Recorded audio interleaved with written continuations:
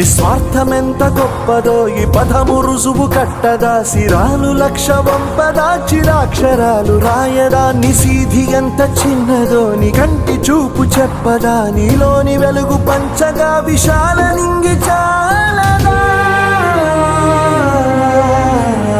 మనుష్యులందు నీ కథ మహర్షిలాగా సాగదా, మనుష్యులందు నీ కథ మహర్షిలాగా సాగదా.